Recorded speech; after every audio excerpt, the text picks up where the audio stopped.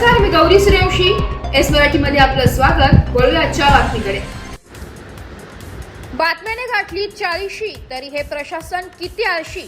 निष्पाप जीवाचे मोल काय, अवैध वाळूचा रात्रीचा खेळ चालूच. जाफराबाद मधील पासूड येथील बाळबुळगाव येथील तसेच पिंपळगाव रेणुका येथील या तिन्ही अवैध वाळू संदर्भात घटनेत निष्पाप नागरिकांना आपला जीव गमवावा लागलाय. त्यानंतर विविध वृत्तपत्रात वेळोवेळी याविषयी बातम्याही प्रकाशित झाल्या.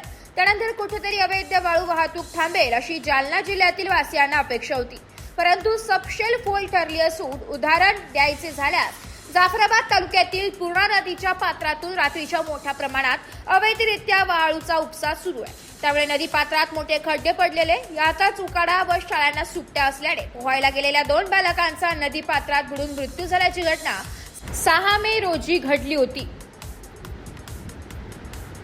त्यात उमेश दादाराव कासारे वर्ष 10 व प्रेम ज्ञानेश्वर घोरपडे वर्ष 8 मयत बालकाची नावे.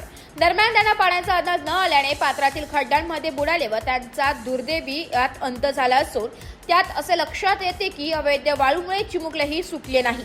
त्याचबरोबर वाळू संदर्भात एवढे रान पेटले असताना हसनाबाद हद्दीत देऊळगाव ताड, बोरगाव ताळू, श्रीरामवाडी येथे अजूनही रात्रीतून वाळूचा बेसुमार उपसा सुरू असून आजूबाजूला त्या अवैध वाळूचा साठा केला जात असूनही हा अवैध वाळूचा साठा कोणाचा असा प्रश्न सर्वसामान्यांना पडलाय.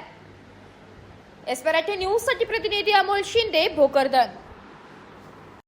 अशाच नवीन ताज्या घडामोडी जाणून घेण्यासाठी आमच्या एस मराठी न्यूज चॅनलला लाईक करा, शेअर करा, सबस्क्राईब करा आणि बेल आयकॉनला क्लिक करायला विसरू नका.